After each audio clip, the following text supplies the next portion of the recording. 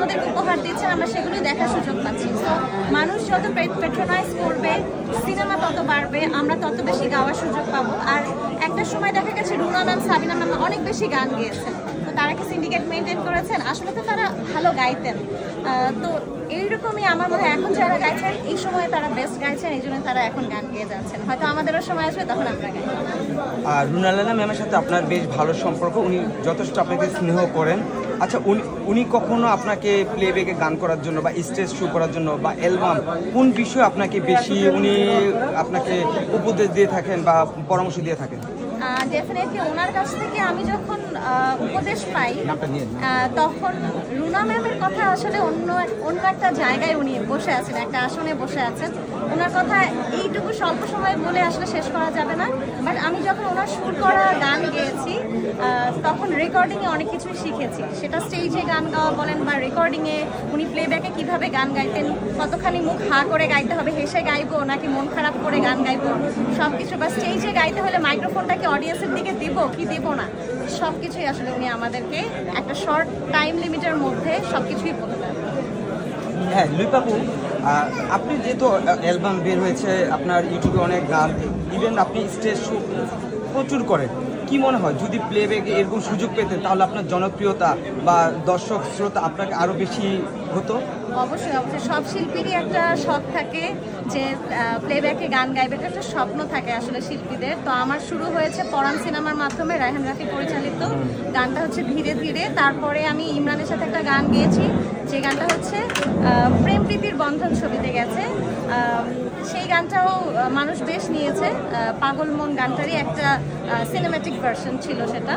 আর আশা করি যে এরকম আস্তে আস্তে হয়তো বা ছোট ছোট করে হাঁটি হাঁটি পা করে সামনের দিকে এগোবো। তবে অবশ্যই যদি আমাকে নিয়ে প্রডিউসাররা ভাবেন, সঙ্গীত পরিচালকরা ভাবেন, তাহলে যত বেশি সিনেমার গান আসবে মানুষের হৃদয়ের কাছে তো তত বেশি পৌঁছাতে পারবে। সেটাই। কেমন প্রস্তাব পান? সিনেমার গান একটু কম প্রস্তাব পাই। আমি জানি না এটার কারণ হচ্ছে, এটার টেকনোলজিও আমি জানি না, এটার কারণও আমি জানি না আসলে। তো আশা করি হয়তো যদি আমি এলিজিবল হয়ে থাকি, সবাই তো বলে যে আপনি সিনেমায় কেন গান করেন না, যদি এলিজিবল হয়ে থাকি নিশ্চয়ই আমি ডাক পাবো, নিশ্চয়ই গাইব। আচ্ছা, এই আপনারা বেশ কয়েকজন সমসাময়িক বেশ জনপ্রিয় সঙ্গীত শিল্পী আছেন, এর মাঝে দু একজন শিল্পীকে কখনো আরেকজন শিল্পীকে ইন্ডিকেট করে কিছু পোস্ট দিতে দেখা যায়, এই বিষয়গুলো আসলে আপনি কেমন লাগে?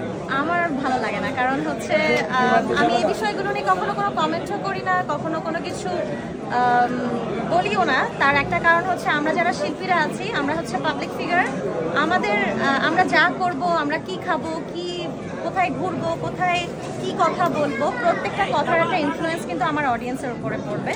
সো আমার ওইটুকু সেন্স থাকতে হবে, আমাকে ওইটুকু বুঝেই কথা বলতে হবে যে আমি কথাটা বলার পর কতজন মোটিভেটেড হবে, কতজন লাইফকে পজিটিভলি দেখবে। সো আমি আগে নিজেকে পজিটিভ তৈরি করব, তারপরে আমি কোনো কথা বলার আগে, আমার সোশ্যাল মিডিয়াতে কিছু লেখার আগে ওটাকে নিজে একটু ভেরিফাই করে নেওয়া উচিত যে কথাটা পজিটিভ।